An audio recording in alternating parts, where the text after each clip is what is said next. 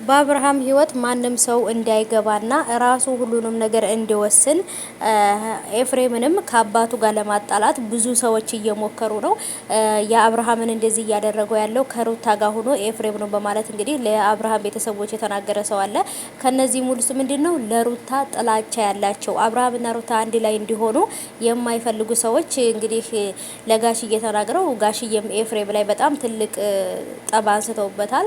እንዴት በወድምህ ላይ እንደዚህ ታረጋለህ ምናምን እያሉ እንደውም ጋሽዬ ባልገባው ነገር ነው ጋሽዬ እንትን እላለሁ በሰማው ነገር ብቻ ነው። እና ሰላም ሰላም፣ እንዴት ናችሁ? ሰላማችሁ ብዝት ይበልልኝ አላችሁልኝ ውዶቼ፣ የኔ ውዶቼ፣ የኔ ወርቆች አማን ናችሁ? ሁሉ ሰላም ነው?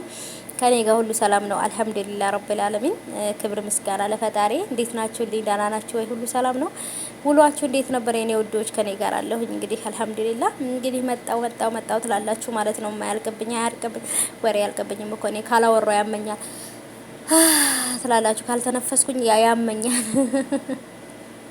ለምን እንደው ታውቃላችሁ አሁን ላይ ስለ ኤፍሬም እና ስለ ሩታ ሄደው መናገር እንደውም አሁን ላይ ምን እያሉ እንደው ታውቃላችሁ ቤተሰቦቼ፣ ኤፍሬም የወንድሙ ሚስት ላይ ፍቅር ያዘው እንዴ ሩታን አፈቀራት እንዴ ሄርሜላ ለማማገጥ ሞክሮ ነበረ። የሄርሜላ ደግሞ አልሳካለት ሲል ሩታን ጀመረ እንዴ ሩታን ፈለጋት እንዴ ምናምን። እኔ በነገራችን ላይ አንዳንድ ጊዜ ማውራት ስለቻላችሁ ብቻ ለምን ታወራላችሁ? በጣም የተለያዩ ሚዲያዎች ላይ አንዳንድ ሀሳቦች፣ የተሳሳተ መረጃ ከዚህ በፊትም ልውልን እንግዲህ የሩታ ልጅ ልውልን የዳኒ ልጅ ነው ልጁ የዳኒ ነው እንጂ የአብርሃም ልጅ አይደለም ምናምን በቃ በጣም ብዙ ነገሮችን ሲያወጡ ሲያገቡ በዛም የተነሳ በጣም ብዙ ብጥብጥ ተፈጥሮ ነበር ማለት ነው። እና አንዳንድ ጊዜ አስተያየት መስጠት ስለቻልን ብቻ መናገር ስለቻልን ብቻ ዝም ብለን ያገኘነውን ነገር መናገር ተገቢ ነው ብዬ አላስብም።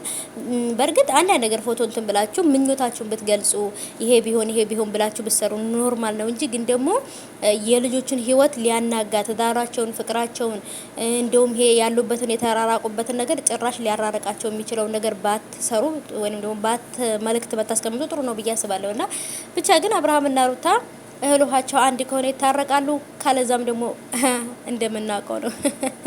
እንግዲህ እኛ የተጋባውን እልልልል እንኳን ተጋባችሁ፣ ሲፋቱ ደግሞ እልልልል እንኳንም ተፋታችሁ እያልን ማሽቃበጥ ነው የኛ ስራ ማለት ነው። ምክንያቱም ሲጀመር ማሽቃበጥ ነን፣ ኢትዮጵያዊ ነን። በቃ ኢትዮጵያ በማሽቃበጥ አንደኞች ነን። ታውቃላችሁ እኮ በነገራችን ላይ በዓለም ላይ ዲግሪ ቢይዝ ማለት ነው እኛ ነበርን በማሽቃበጥ የምንይዘው እኛ ኢትዮጵያዊኖች።